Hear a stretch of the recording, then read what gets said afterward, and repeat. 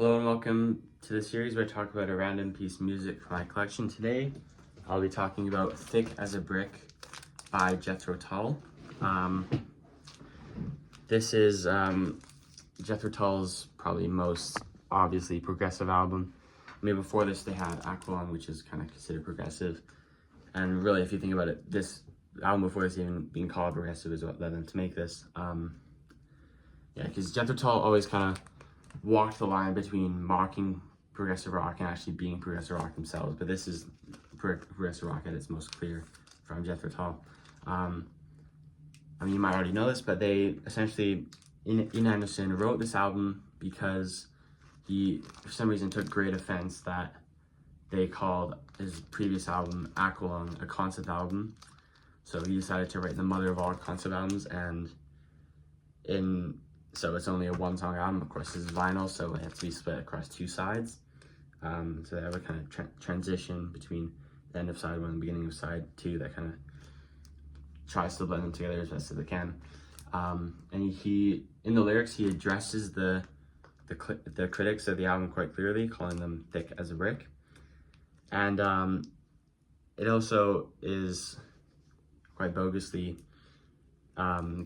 lyrically credited to this fictional child called Gerald Bostock, which I don't really remember the concept of the album too much, but as far as I remember, it's like he wrote this epic poem, which is the lyrics of the entire album, and it won some kind of contest. But then when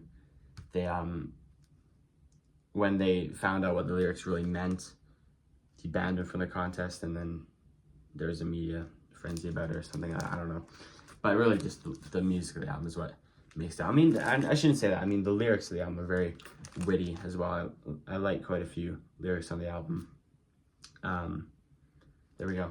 So, I mean, there's not really songs to talk about individually because it's a sort of a one-song album. But, I mean, it opens with an acoustic guitar, more folk part. I mean, Jethro Tull always, like, before, either depending on who you ask, before this album or before Aqualung, they were more a blending of folk and blues, whereas then they kind of added progressive rock to that as well. But it's an acoustic guitar part with flute at the beginning, and I always like the lyric near the start. I'm gonna make you feel, but I can't make you think. Or the other one, my words but a whisper, your deafness a shout. Brilliant stuff. And then that goes on for about like maybe 3 minutes, and then it has like guitar, like fast, like sudden electric guitar hits, and then the drums get added, and then synth comes in, and it like takes off from there for the next like few minutes.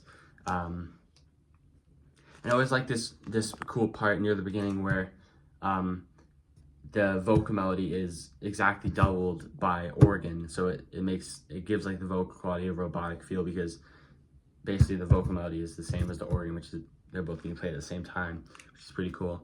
And then yeah, I don't know, it starts off really well. I remember when I first listened to it, I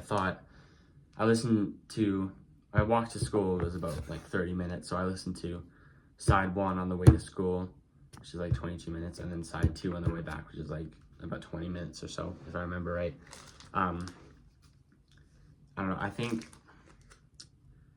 and I remember at the time I really thought the first 10 minutes was good of side one, and then the last 10 minutes of side two was really good, but now I really appreciate the entire album. I think my favorite section is, if you look on the Steven Wilson remix of this album on Apple Music, or I'm sure it's the same on Spotify, it actually divides the sections of the album, but they still transition into each other, so it's not like a fade in between them. So if you listen to either version, it'll sound the exact same. It's just divided or not. Well, it won't sound the exact same because it's a spectacular remix as well. But so I think the first section is called like Really Don't Mind / A Son Is Born or something. That's probably one of my favorites, and my other favorite would probably be it's like the third section of side two, which is Tales of Your Life, which I think is brilliant. There's like a great contrast of loud and quiet and loud. I mean, where like guitar comes in and then there's like vocals on its own, which I always love, and a great synth melody or organ melody that comes in. It's fantastic. And also side 2 opens kind of weird. I think the opening part of side 2 would definitely be my least favorite part of the album, although I sometimes get bored of it, but I should say I used to get bored of it, but now I don't. There's like a drum solo somewhere in there, and it's like almost a reprise in there. It's just a bit odd for the album.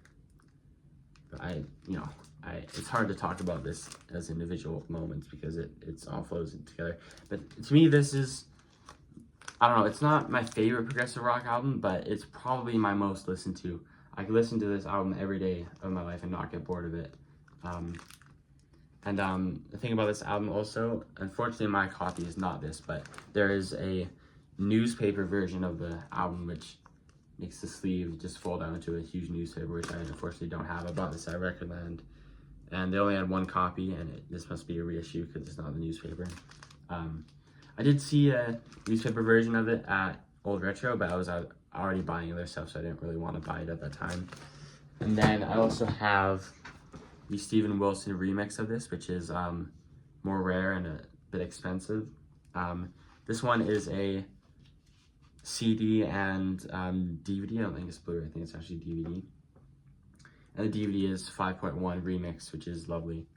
And this actually does have the newspaper pages in it, which I guess I'll show a bit of it. And then a little book about Jethro Tull, or just pictures, I guess, and some text.